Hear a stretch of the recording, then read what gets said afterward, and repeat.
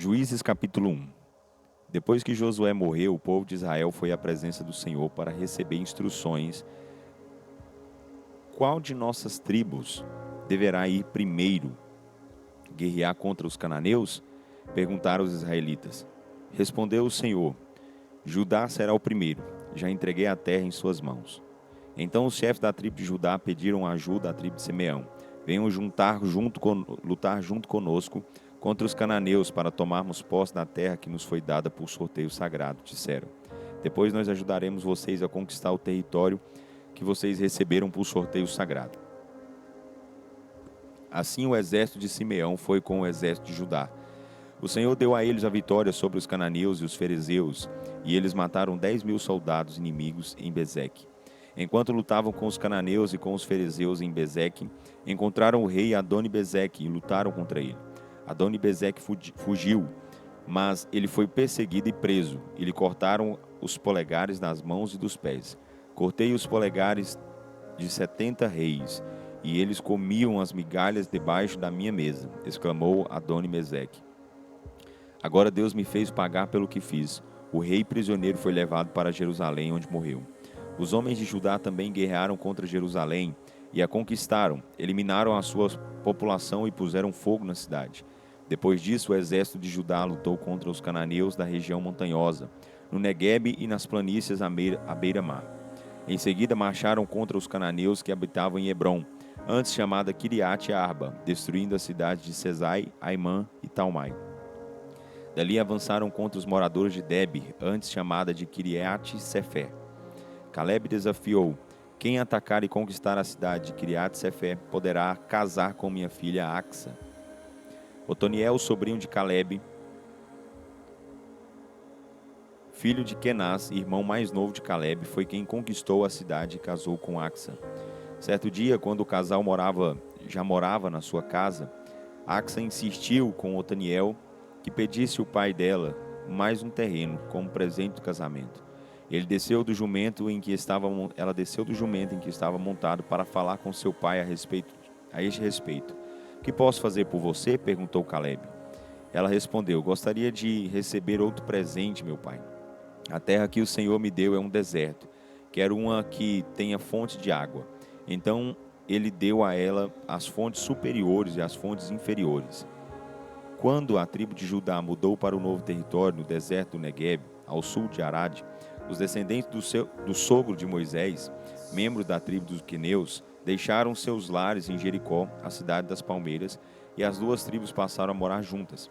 Depois, os exércitos de Judá e de Simeão juntos lutaram contra os cananeus que habitavam em Zefate e destruíram totalmente a cidade. Por isso a cidade recebeu o nome de Ormá, que significa lugar devastado. O exército de Judá conquistou também a cidade de Gaza, Ascalon e Ecrom, com os seus respectivos territórios. O Senhor estava com a tribo de Judá e ajudou a eliminar os povos das montanhas. Entretanto, Judá não expulsou os moradores do vale, pois estes tinham os carros de ferro. Caleb recebeu a cidade de Hebrom, como tinha sido prometido. Ele expulsou os habitantes da cidade, descendentes dos 3 filhos de Enaque. A tribo de Benjamim não conseguiu expulsar os jebuseus que moravam em Jerusalém. Por isso eles vivem lá, misturados com os israelitas até a data em que este livro foi escrito.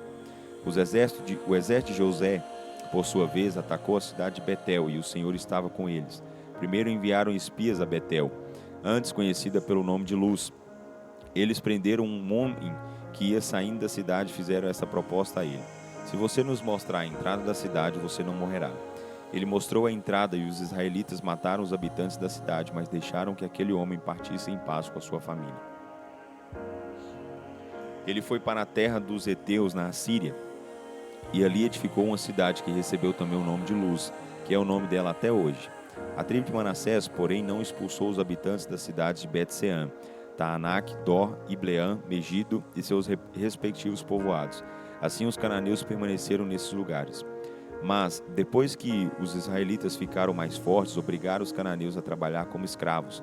Entretanto, não expulsaram totalmente esse povo do território. A mesma coisa aconteceu com os cananeus de Gezer, que continuaram vivendo ali, junto com os israelitas da tribo de Efraim. A tribo de Zebulon não expulsou os habitantes de Quitron e Naalol.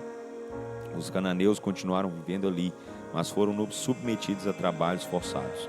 Aser também não expulsou os habitantes de Aco, Sidom, Alabe, Aquisibe, Helba, Afeque e Reobe. E por esse motivo os israelitas ficaram vivendo nesses lugares junto com os cananeus, os antigos moradores dessa terra. A mesma coisa aconteceu com a tribo de Naftali, que também não expulsou os habitantes de Bet-Semes e Bet-Anate. Os cananeus continuaram vivendo ali junto com os israelitas. Os moradores de Bet-Semes e Bet-Anate foram sujeitos a trabalho escravo. Quanto à tribo de Dan, foi forçada pelos amorreus a ficar nas montanhas, ela foi impedida de descer ao vale. Os amorreus também quiseram morar nas montanhas de Heres, em Aijalon e em Saalbim. Mas quando as tribos de José ficaram mais poderosas, os amorreus também foram submetidos a trabalhos escravos. A fronteira dos amorreus começava na ladeira de Acrabim, seguindo até um lugar chamado Selá, continuando dali para cima. Juízes capítulo 2. Um dia o anjo do Senhor chegou a Boquim, vindo de Gilgal, e disse aos israelitas: Tirei vocês do Egito e os trouxe a esta terra que prometi aos seus antepassados. Eu disse: Nunca quebrarei a minha aliança com vocês. E se vocês cumprissem a sua parte da aliança e não assinassem um tratado de paz com os moradores dessa terra? Ordenei que destruíssem os seus altares, porque vocês não obedeceram? Como vocês romperam a aliança, eu também não vou expulsar estes povos. Eles serão seus adversários, os seus deuses serão sempre uma tentação para vocês. Quando o anjo do Senhor acabou de falar a todos os israelitas, o povo começou a chorar em alta voz. Por isso aquele lugar recebeu o nome de Boquim. Depois ofereceram um sacrifício ao Senhor. Depois que Josué havia dispensado os israelitas, as tribos foram tomar posse dos seus novos territórios. O povo tinha sido fiel ao Senhor durante toda a vida de Josué, e também enquanto viveram os anciãos que tinham visto os grandes milagres que Deus havia feito a favor de Israel. Josué, servo do Senhor, morreu com 110 anos de idade. Ele foi enterrado na terra que recebeu por herança do Senhor, em Timnat-Heres, na região montanhosa de Efraim, ao norte do monte Gaás. Finalmente morreram todos os que pertenciam àquela geração e foram reunidos aos seus pais, e surgiram a outra geração, que não conhecia o Senhor e o que ele havia feito a Israel. Pouco tempo depois, os israelitas fizeram o que o Senhor reprovava e cultuaram aos Baalins. Abandonaram o Senhor e o Deus dos seus antepassados, que tinha tirado o povo de Israel do Egito, e serviram outros deuses, deuses dos povos que viviam ao seu redor, e os adoraram. Com isso provocaram a ira do Senhor. Eles abandonaram o Senhor e prestaram culto a Baal e Asterote. A ira do Senhor se acendeu contra Israel, e ele os entregou nas mãos dos saqueadores, que os saquearam. Ele os entregou aos inimigos ao seu redor, aos quais já não conseguiam mais resistir. Assim o Senhor era contra os israelitas para derrotá-los, quando eles saíam para lutar contra os inimigos, como havia advertido e jurado. Israel estava em grande angústia. Então o Senhor levantou juízes que livraram Israel dos inimigos que os atacavam. Contudo, os israelitas não obedeceram aos juízes. Em vez disso, foram infiéis ao Senhor e adoraram outros deuses, como se desviaram depressa do caminho pelo qual seus pais tinham andado. Ao contrário deles, não obedeceram aos mandamentos do Senhor. Sempre que o Senhor colocava um juiz, ele, com a ajuda do Senhor, livrava o povo de Israel dos inimigos, enquanto esse juiz vivia. Pois o Senhor tinha compaixão do povo que gemia por causa daqueles que os oprimiam e afligiam. Mas quando o juiz morria, o povo voltava aos mesmos caminhos, e se corrompiam ainda mais do que os seus pais, que já haviam morrido. Seguiam falsos deuses, servindo e adorando esses deuses. Teimosamente retomavam os maus costumes das nações vizinhas e não mostravam arrependimento. Então Deus ficou novamente irado com Israel. Ele disse: Este povo violou a aliança que fiz com seus pais e não tem ouvido a minha voz.